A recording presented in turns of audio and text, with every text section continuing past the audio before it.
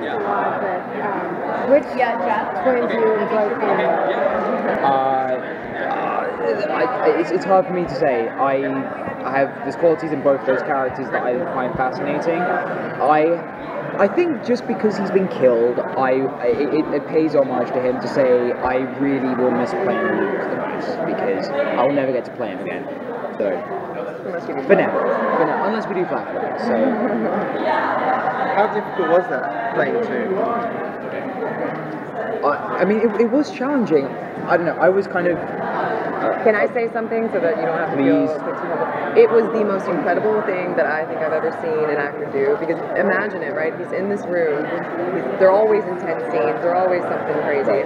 He's got a guy who I think is also an actor in some ways, but he's the stand-in playing the back of him, and he's directing the kid, like telling him what he's going to be doing in a minute, telling him what to do, and while he's playing the other character. And it was, I mean, it's just like multitasking, handling so many things at once. It was really, really crazy. It was definitely challenging. I found it because I was so wrapped up in enjoying the process, and it was an opportunity to do something that I'd never done before as an actor.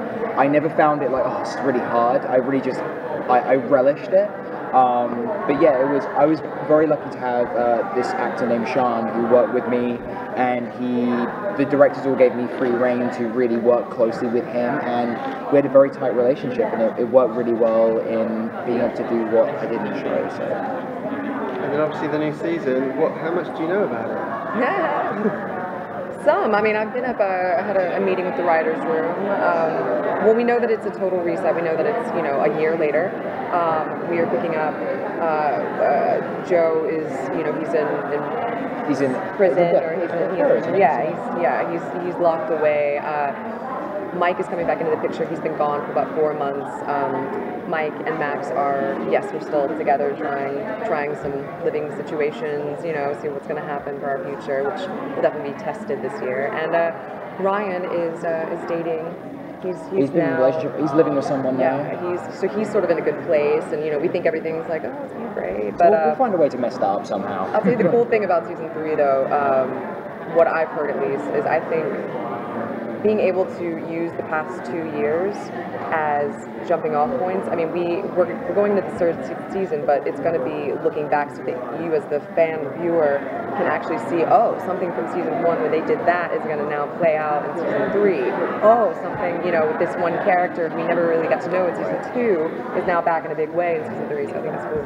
What I think Kevin Williamson said in the panel earlier on was really true about the show is that the idea of the ensemble, it being an ensemble piece and with the writing and these characters, rather than just it being a plot-driven thriller cat and mouse idea, that's what I know they want to try and get back to this season, and that for us is really exciting because we get to focus more on, you know, really delving into these three-dimensional flawed individuals, so it should be good. And Mark is in a completely different environment. I can't give anything away, but he's in an environment where you would have never imagined him to be. It's a year later, he's been through a lot, and I think over the course of the season you're going to see how he got to where he's currently at. So yeah, it should be exciting. So is Mark out for revenge against Max for killing his brother?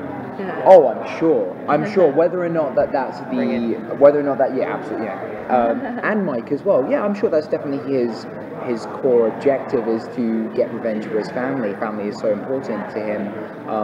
But there's loads of little things along the way that I'm sure will kind of prohibit him from being able to do that. We love obstacles. We love obstacles. So. Speaking of which, is this the most challenging role you've ever had physically? You got pretty beat up. Your character got pretty beat up in season 2, and also one of the things that, you know, was sort of a dilemma she constantly faced was how much she wanted to bend the rules to help, you know, her uncle. Are we going to see more of that in terms of you kind of being a sort of a, you know, working in teamwork with him? And Okay. I think she got pushed last year. I mean, because again, like, she starts out really with this morals and with wanting to do the right thing. She got into the law enforcement. She believes, you know, her father was a firefighter who was killed, and you know, she really wants to do the right thing. But things got so out of hand last year that she was sort of forced to help her uncle and Mike, and she relished it. I think she really found herself in that, and I think that this year she's definitely trying to step back and still have do the right thing, you know. But and also having her parallels being Mike and Ryan, they're kind of going in different directions as well. She's trying to rein them back, you know, to kind of the higher ground as far as all of that. And for me, playing this role, this is way more who I actually am than a lot of the things that I've done in the past. So it's like I can finally be the tomboy that I am. So. She says that wearing a dress like that. That's Hey, that's a big fan. Does she face any consequences for stepping outside the lines? Does she? Yeah. Yeah. Well, this year, you know, there were talks last year like, oh, she's going to lose her job, you know, she's going to, maybe she'll be harmed, you know, for following after someone. But I think it's exciting as a woman to play someone who can go and be strong and, you know, smart and still know what the right thing to do is. I think she's going to be a good counterpart to what Mike is going to be up to. You know what I mean? And I don't know what's going to happen with her job. I know she is still definitely working in law enforcement. I'm not sure. I think maybe she actually just got a raise this year, a promotion or something. So she's doing well. She's doing all right. And what about the big, like the Joe Carroll type figure? Will there be a Joe Carroll type figure, or are there lots more of them? I think this season they're actually introducing a brand new. I mean, the kind of New York City is kind of playing a lot into the season. So the idea of urban paranoia. So there's going to be a new big bad guy that is creating a lot of panic in New York City and with the people who live there. So Joe Carroll's been put Joe Carroll being that mouse that the cat was chasing has kind of been put aside. He's still part of season 3 in a different way though. But we don't know who the new one is, and that's the whole exciting thing about going back to the beginning in a way with this show, is that it's all about figuring out who it is rather than the audience knowing who it is and it just being a constant chase and also maybe finding out why they turned. Absolutely, Yeah. which I'm fascinated to see. Yeah. Seeing someone go through that potentially through that transformation from, you know, what's good and bad, you know, right and wrong, Yeah. black and white, and seeing the grey that, you know, happens in between. It'd be cool. Last question, guys. With a show like this, with lots of twists and turns and things coming, would you rather know all of like where things are going, or do you like to find out stuff as your character finds stuff out? I'd like to know. I'd really like to know.